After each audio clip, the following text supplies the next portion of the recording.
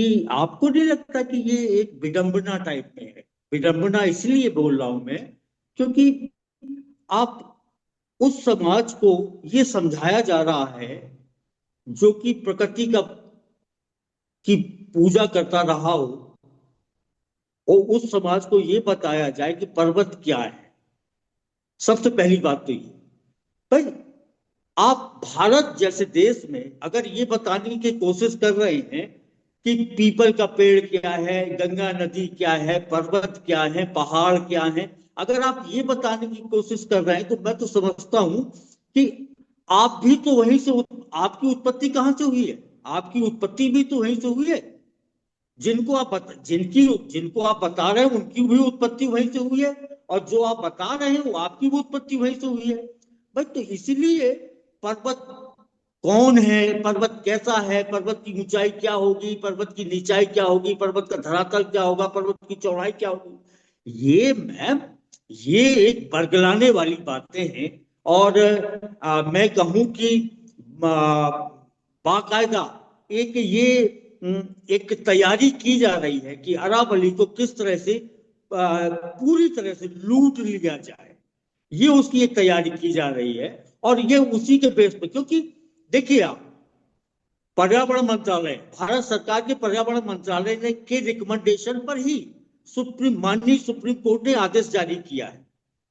यानी कि जो कुछ भी साइंटिफिक या लॉजिकल जो कुछ भी इन्होंने प्रूव किया है वो पर्यावरण मंत्रालय के द्वारा प्रूव किया गया है। और पर्यावरण मंत्रालय का ये कहना है कि 100 मीटर जो ऊंचाई हम ले रहे हैं, उसका जो पर्वतों का जो पहाड़ का जो धरातल होगा, वहां से हम उस 100 मीटर की ऊंचाई को मेजर करेंगे, उसको हम मानेंगे। तो अगर पहाड़ों के धरातल से आप 100 मीटर की ऊंचाई को ले रहे हैं, और अगर 100 मीटर ऊंचा आपका पहाड़ है, तो आपको नहीं लगता मैम कि उसका जो धरातल होगा पहाड़ का, या जो उसका रेडियस होगा उसका धरातल का, वो लगभग लगभग मेरे ख्याल से शायद 2-4 किलोमीटर का होगा, 2-4 स्क्वायर किलोमीटर का होगा। यानी कि आप 100 मीटर ऊंचाई का पहाड़ तो खोदेंगे खोदेंगे, उसके साथ साथ आप 2-4-10 किलोमीटर का जो रेडियस है उसको भी खोद लेंगे, उसकी भी परमिशन आपके पास होगी। यानी कि कुल मिला के अगर ये कहा जाए कि करेला वो भी नीम चढ़ा, कुल मिला के ये कहावत यहाँ पे चर्चार्थ हो रही है कि भाई आप एक तरफ तो पर्यावरण विनाश की बात कर रहे हैं, और दूसरी तरफ आप ये लॉलीपॉप दे रहे हैं आम जन को या आम आम लोगों को कि नहीं ये ऐसा नहीं, ऐसा है, आप गलत है, आप गलत सोच रहे हैं। हम्म तो ये जो बरगलाने की बातें की जा रही हैं ये बिल्कुल गलत है और झूठी है। देखिए, अभी तक होता क्या आया है, अभी तक यही होता आया है। मैंने खुद देखा है, ये मेरा ऑब्जर्वेशन है, ये मेरा अपना अनुभव है कि अगर किसी को 5 पेड़ की परमिशन मिली काटने की, तो उसने मिनिमम, मैं आपको बता दूं, कम से कम उसने 10 पेड़ काटे, 10 डबल काटे उसने, क्योंकि 5 पेड़ की परमिशन मिली थी, उसने 10 उड़ा दिए। कौन जा रहा देखने के लिए कि उसने 5 काटे के 7 काटे के 10 काटे? तो यही हाल यहां अरावली में भी होने वाला है। आप बुंदेलखंड में देख लीजिए, बुंदेलखंड में पूरा विंध्य पर्वत को उड़ा दिया जा रहा है। बुंदेलखंड का रीजन आप देख लीजिए, पूरे विंध्य पर्वत को उड़ा दिया गया, वहां की जो पहाड़ियां हैं वो पूरी पूरी उड़ा दी गई है। और ये जो इन्होंने डिसीजन दिया है, ये भी इस बेस पे दिया है क्योंकि राजस्थान गवर्नमेंट ने इस तरह के रूल्स रेगुलेशंस अपने यहाँ एप्लीकेबल किए हुए, अपने यहाँ लागू किए हुए हैं अरावली पहाड़ियों को लेकर। तो ये जो सिस्टम है, ये जो सिस्टम जो बनाया जा रहा है, ये पूरी तरह से घाटे का सिस्टम है। उसकी वजह मैं आपको बता दूं कि अगर आर्थिक दृष्टि से हम इसकी एनालिसिस करते हैं, तो ये देखा गया है कि प्रति हेक्टेयर, प्रति वर्ष 1 से 2 लाख रुपए का मूल्य का हमको खनन से राजस्व मिलता है। 1 हेक्टेयर पर प्रति वर्ष हमको 1 से 2 लाख रुपए का खनिज, जो खनिज है उसकी क्वांटिटी या उसकी वैल्यू को देखते हुए, उस हिसाब से हमको 1 से 2 लाख रुपए का हमको उस राजस्व मिल जाता, भारत सरकार को मिल जाता है। लेकिन वहीं अगर हम इसकी इन्वायरमेंटल कॉस्ट निकालें, तो अगर इसकी इन्वायरमेंटल कॉस्ट निकालते हैं तो वो आती है हमारी 6 से 8 लाख रुपए।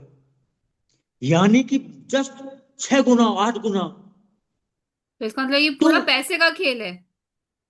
हाँ, तो वही मैं बता रहा हूं कि आप देख लीजिए कि खनन के मामले में क्या है। एक, अगर आप कहीं भी खनन कर रहे हैं तो 1 रुपए कमाने के लिए आपको 3 से 4 रुपए खर्च करने पड़ेंगे। कहीं भी माइनिंग कर रहे हैं, किसी भी मिनरल्स की माइनिंग कर रहे हैं, अगर आप माइनिंग कर रहे हैं और अगर आपको 1 रुपए कमाना है तो आपको 3 से 4 रुपए खर्च करने होंगे। और उसके साथ साथ, ये 3 से 4 रुपए खर्च करने के साथ साथ आप कितना भूमिगत जल, कितना जंगल, कितना मिट्टी, कितना एक पहाड़, जाने क्या क्या आप नष्ट नहीं कर देंगे, उनकी तो कीमत ही अलग है। कुल मिला के अगर आप देखें, अरावली के केस में अगर देखें, तो ये ऐसा अनुमान लगाया गया है, ये अध्ययन किया गया है कि लगभग 18,000 करोड़ से लगाकर 25,000 करोड़ प्रति वर्ष रुपए का प्रति वर्ष नुकसान होगा। तो मैम, अरावली जो श्रृंखला है, वो जो पहाड़ियां हैं, वो 4 राज्यों में है। दिल्ली में है, राजस्थान में है, गुजरात में है, हरियाणा। ये 4 राज्यों में अरावली की पहाड़ियां हैं। अरावली की पहाड़ियों का इंपॉर्टेंस इस तरह से समझा जा सकता है कि अरावली की पहाड़ियों को कहा जाता है कि ये शत्रुओं को रोकने वाली पर्वत श्रृंखला है। शत्रुओं को रोकने वाली पर्वत श्रृंखला। और शत्रु कौन है? शत्रु है तूफान, बाढ़, सुनामी, ओलावृष्टि, ज्यादा बारिश, ये सब चीजें, बाढ़, सुखाड़। तो ये जो चीजें हैं, ये हमारे क्या है? दुश्मन है, हमारे ये शत्रु है। और उन शत्रुओं से हमारी जो रक्षा करती, नॉर्थ इंडिया की जो हमारी रक्षा की जाती है, वो अरावली के द्वारा ही की जाती है। और यही एक कारण है कि वैदिक और पौराणिक दृष्टि में अरावली को पृथ्वी की रक्षक दीवार माना गया है, रक्षक दीवार कहा गया है वैदिक और पौराणिक उसमें। तो क्यों कहा गया है रक्षक दीवार? इसलिए कहा गया है क्योंकि ये डेजर्ट को रोकती है, डेजर्ट को फैलने से रोकती है, जैव विविधता को बचाती है, जल जंगल जमीन को बचाती है, जलवायु को संतुलित रखती है? इसीलिए इसको हम, या वेदों में, या हमारे पुराणों में, या हमारे समाज में इसको हम अपनी रक्षक दीवार के रूप में मानते हैं। तो इसलिए ये, और इसके अलावा अरावली में सिर्फ जंगल और मिनरल्स ही नहीं है। अरावली पहाड़ियों में आपको मैं बता दूं, 5 तरह के फ्लोरा जो कि इंडेंजर्ड हैं, 5 तरह के फोना जो कि इंडेंजर्ड हैं, 5 तरह की चिड़िया जो कि इंडेंजर्ड हैं, 2 तरह का रेप्टाइल्स जो कि इंडेंजर्ड है। ये जो इंडेंजर्ड स्पीसीज हैं 20 के आसपास, 20 और 25 के आसपास, ये सब अरावली में पाई जाती हैं।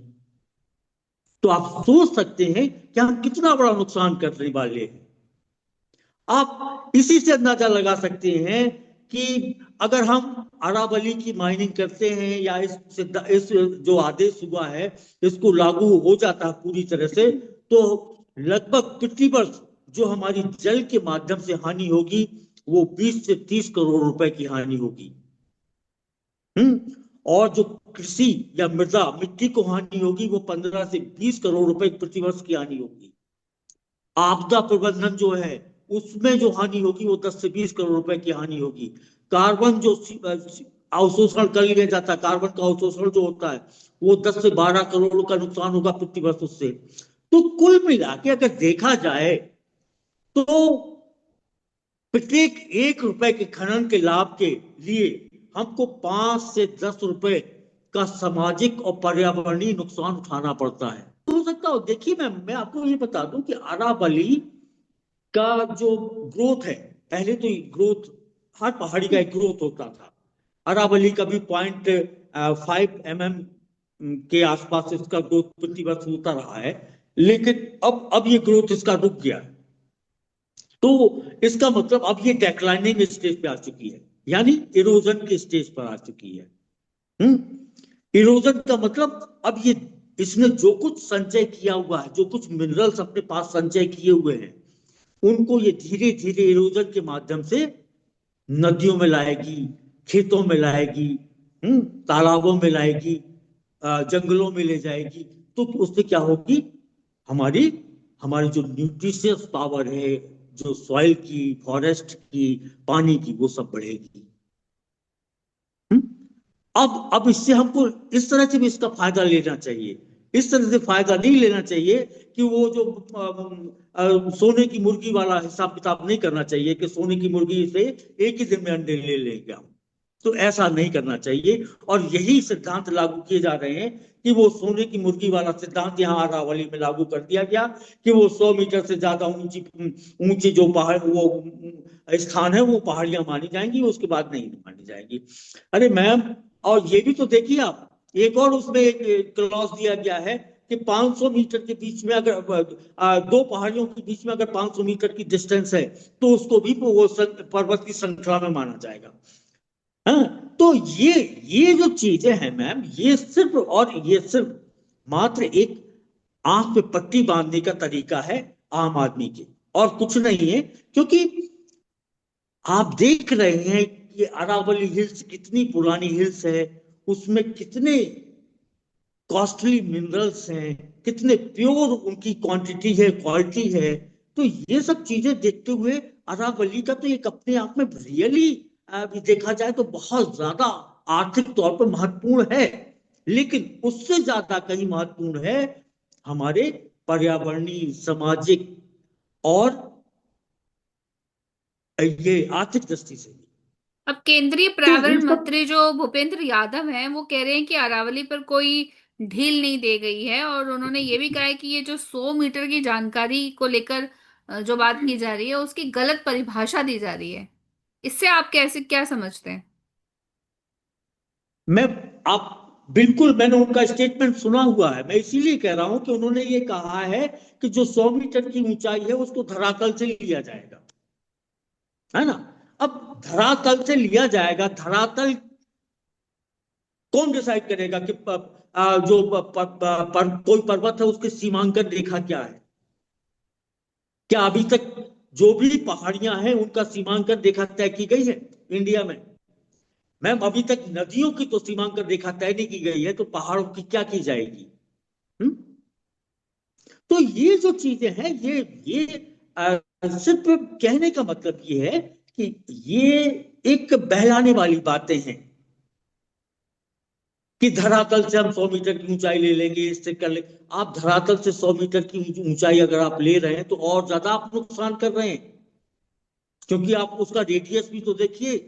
जो मैं अभी बोल रहा था कि उस किसी भी पहाड़ी, अगर कोई पहाड़ी 100 मीटर ऊंची है, तो इसका मतलब उसका जो रेडियस, धरातल का रेडियस होगा, वो कितने किलोमीटर स्क्वायर का नहीं होगा, कितने वर्ग किलोमीटर का नहीं होगा वो।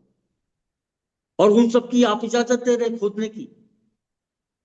तो ये सिर्फ एक, मैं कहूंगा भाई, मेरे हिसाब से तो मैं ये कहूंगा कि मेरी समझ में तो नहीं आ रहा है कि भूपेंद्र साहब क्या बोलना चाहते हैं या हमारे पर्यावरण मंत्री क्या कहना चाहते हैं।